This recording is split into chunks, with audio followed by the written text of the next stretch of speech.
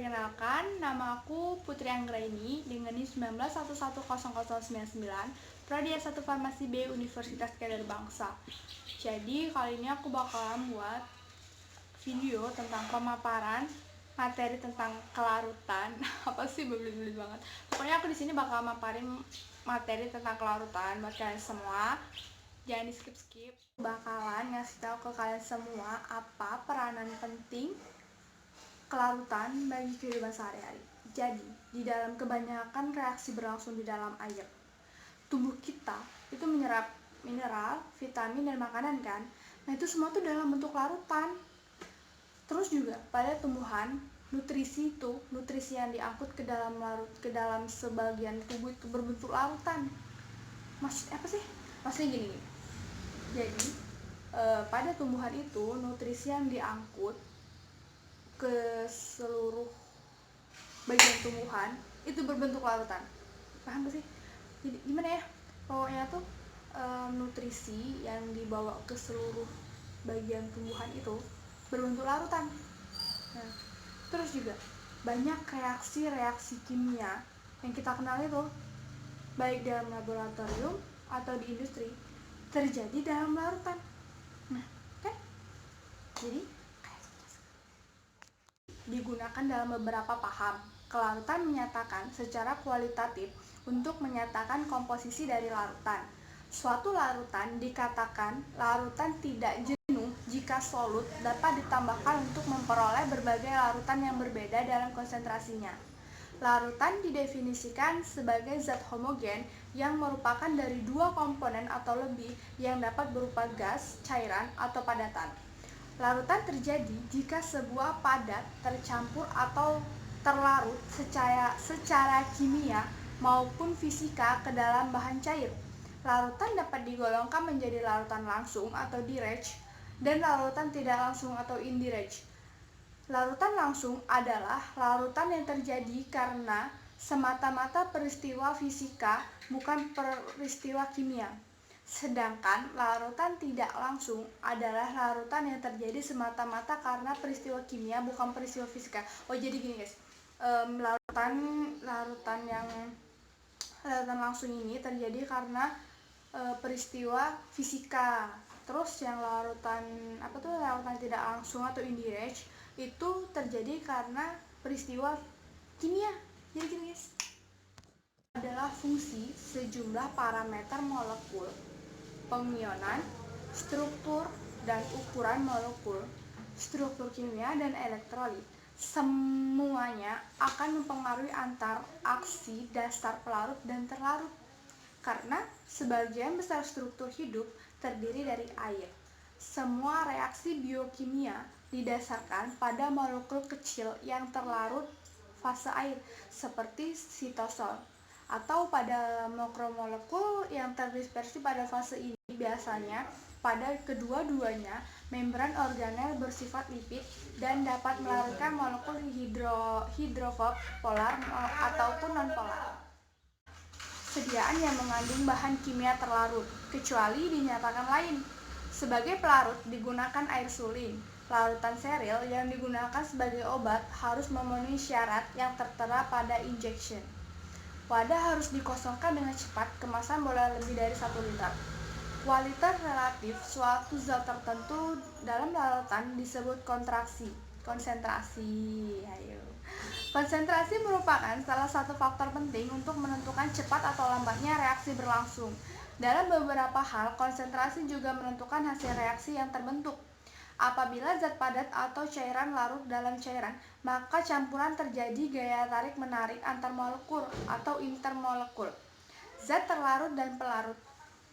Selain itu, juga terdapat gaya tarik-menarik di dalam molekul atau intermolekul. Itu sendiri yang menyebabkan molekul masih tetap akan tak larut jika zat tersebut sangat sedikit, misalnya kurang dari 0,1 gram zat terlarut di dalam 1000 gram pelarut. Bila cairan tak dapat larut satu sama lain, maka keduanya tak dapat tercampur. Contohnya air dan minyak. Molekul air saling menarik begitu kuat berdasarkan ikatan hidrogen, sehingga molekul non-keruh seperti minyak terperas keluar menuju lapisan atas.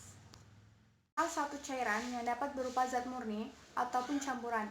Zat yang terlarut dapat berupa gas atau cairan lain atau padatan. Kelarutan bervariasi dari selalu larut seperti etanol dalam air hingga sulit terlarut seperti perak klorida dalam air. Istilah tak larut atau insolut sering diterapkan pada senyawa yang sulit larut. Walaupun sebenarnya ada sangat sedikit kasus yang benar-benar tidak ada bahan yang terlarut. Dalam beberapa kondisi, titik kesetimbangan terlarut dalam dilampaui untuk menghasilkan suatu larutan yang disebut lewat jenuh atau supersaturated yang menstabil. Kelarutan adalah jumlah maksimum suatu senyawa atau zat yang bisa larut dalam sejumlah pelarut. Suatu kelarutan adalah mol. Oleh karena itu, satuan kelarutan sama dengan molaritas, maka kelarutan bisa didefinisikan sebagai rentang luas dari sangat larut atau tanpa batas, larut sepenuhnya seperti etanol dalam air, sehingga sangat tidak larut seperti perak klorida dalam air. Istilah tak larut terkadang digunakan untuk senyawa yang sangat tidak larut. Sejumlah istilah deskriptif lainnya digunakan untuk mengelompokkan tingkat kelarutan pada aplikasi yang diberikan. Jadi di sini aku bakal ngasih tahu ke kalian jumlah bagian pelarut yang dibutuhkan untuk melarutkan satu bagian zat larut itu ada berapa aja. Yang pertama itu ada sangat mudah larut kurang dari 1, mudah, yang kedua itu ada mudah larut 1 sampai 10, yang ketiga ada larut 10 sampai 30, yang keempat ada sukar larut 30 sampai 100, yang kelima ada agak sukar larut 30 sampai 100. Salah guys, ketuker. Jadi yang ketiga, ulang ya, yang ketiga itu ada 10 sampai 30, yang keempat ada agak sukar larut 30 sampai 100, yang kelima ada sukar larut 100 sampai 1000, yang keenam ada sangat sukar larut ada 1000 sampai 10.000. Endapan yang terlarut mempengaruhi berbagai parameter air seperti total dissolved atau nilai pH larutan. Total dissolved solids adalah jumlah padatan terlarut, biasanya dalam satuan ppm atau parts per million. Sementara pH adalah potensial hidrogen atau derajat keasaman yang menunjukkan aktivitas ion hidrogen pada suatu senyawa. Penting untuk mengukur TDS dan pH pada larutan dalam bagian aplikasi seperti industri, purifikasi air, air bersih, dan lain-lain. Alat lab untuk mengukur TDS disebut TDS meter, sementara alat lab untuk mengukur pH disebut pH meter dan pH meter tanah. Kelarutan suatu zat di dalam air bisa disebut juga sebagai konsentrasi maksimum di dalam air saat tercapai keadaan tepat jenuh.